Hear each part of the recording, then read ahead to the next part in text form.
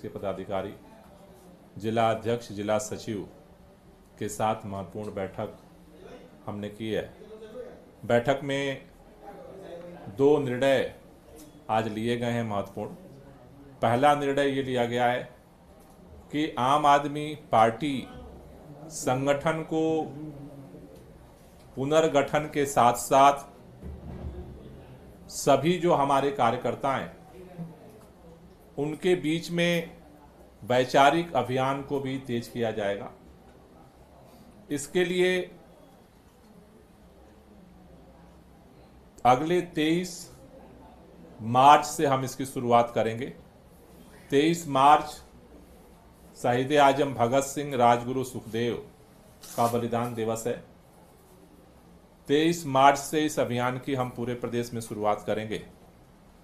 23 मार्च को पूरे प्रदेश के कार्यकर्ता, पदाधिकारी मिलकर के एक शाम शहीदों के नाम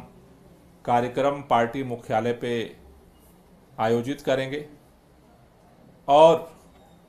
भगत सिंह के विचारधारा से प्रेरणा लेकर के इसी तरह का कार्यक्रम आगामी दिनों में सभी विधानसभा क्षेत्रों में आयोजित किया जाएगा और कार्यकर्ताओं तक जो लोग भगत सिंह के विचारधारा को मानते हैं, उनका सम्मान करते हैं, वो उनके विचार के साथ भी जुड़ें, ये अभियान पार्टी शुरू करेगी। 14 अप्रैल को बाबा साहब डॉक्टर भीमराव अंबेडकर की जयंती है, तो अप्रैल के महीने में बाबा साहब डॉक्टर भीमराव अंबेडकर के विचारधारा को लेकर के भी बड़ा प्रोग्राम पार्टी करेगी और फिर उसके फॉलोअप में सभी विधानसभा क्षेत्रों में इस कार्यक्रम को आयोजित किया जाएगा, जिससे आम आदमी पार्टी के कार्यकर्ता, पदाधिकारी विचारधारा के आधार पर अपने आप को मजबूत करें। क्योंकि हमने ये देखा है कि जिस तरह से भारतीय जनता पार्टी की सरकार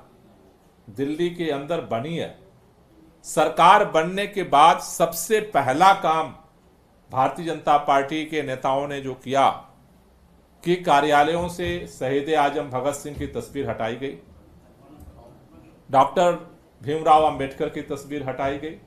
इसका मतलब एक साफ संदेश भाजपा ने देने की कोशिश की कि आजादी की लड़ाई के दौरान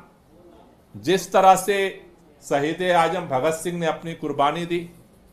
जिस तरह से इस देश के संचालन के लिए बाबा साहब अंबेडकर ने संविधान निर्माण में अपनी अहम भूमिका निभाई, भाजपा उन विचारधाराओं को गौण समझती है और उनकी तुलना में, हमारे राष्ट्र नायकों की तुलना में भारतीय जनता पार्टी जो पार्टी के नेता हैं उनको सर्वोपरि समझती है। इसलिए ये वैचारिक अभियान जो 23 मार्च से पार्टी शुरू कर रही है, संगठन के पुनर्गठन के साथ साथ विचार को के आधार पर कार्यकर्ताओं को तैयार किया जाएगा और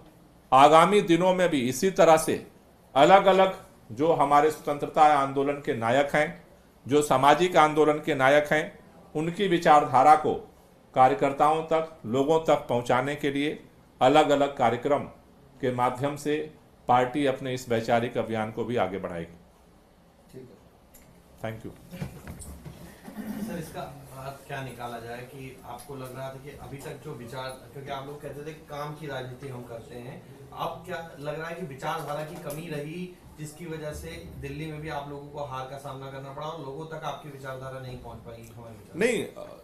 नई सरकार बनने के बाद नई परिस्थितियां पैदा हुई हैं। आम आदमी पार्टी इनकी विचारधारा को मानती है, राष्ट्र नायकों के, तभी उनको आदर्श मान करके अपना काम कर रही थी। अब नई सरकार भाजपा के आने के बाद नई चुनौती पैदा हुई है कि जो जनता के लिए काम किए गए उस पर एक नया तरह का संकट का बादल मंडरा रहा है और जो हमारे राष्ट्र नायक हैं उनको जिस तरह से सरकार बनने के बाद 4 दिन भी ये बर्दाश्त नहीं कर पाए, तो ये दिख रहा है कि देश के अंदर एक नए तरह के वैचारिक संकट को भी ये पैदा करने की तरफ बढ़ रहे हैं। इसलिए आम आदमी पार्टी विपक्ष की भूमिका को सदन के अंदर सड़क पर निभाएगी, साथ ही साथ जो हमारे राष्ट्र नायक हैं उनके विचारधारा और उनके मूल्यों के आधार पर भी जनता को जागरूक करेगी। सर, आपने संगठन पुनर्निर्माण की बात कही थी, उसकी क्या प्रक्रिया अभी तक चल रही है, क्या रही, आगे कैसे आप लोग उसको पुनर्गठित करेंगे? संगठन पुनर्गठन के लिए जो प्रक्रिया है वो आगे बढ़ रही है। लगभग अलग अलग विधानसभाओं से काफ़ी जगह से रिपोर्ट, जो हम फीडबैक रिपोर्ट हमने मांगी थी, आ गई है और 15 तारीख तक हम सभी विधानसभाओं की रिपोर्ट हमारे पास आ जाएगी और उसके बाद उसकी समीक्षा करके और आगे पुनर्गठन की प्रक्रिया शुरू होगी। जो भी हमारे प्रदेश के पदाधिकारी हैं, जो जिला अध्यक्ष हैं, सचिव हैं, विधानसभा अध्यक्ष सचिव हैं, वार्ड अध्यक्ष सचिव हैं, जिन लोगों की रिपोर्ट नकारात्मक रहेगी उसमें बड़े स्तर पे हम फेरबदल संगठन में करेंगे। सर, बड़े तौर पर किसी पर कार्रवाई की आप लोग तैयारी कर रहे हैं, क्योंकि बड़ी हार जो है वो आपको दिल्ली में मिली है? देखिए, मैंने कहा कि हम माइक्रो लेवल पे पूरे संगठन को एग्जामिन कर रहे हैं और जैसा मैंने कहा कि जहाँ जहाँ जो जरूरी कदम होगा वो कदम उठाए जाएंगे और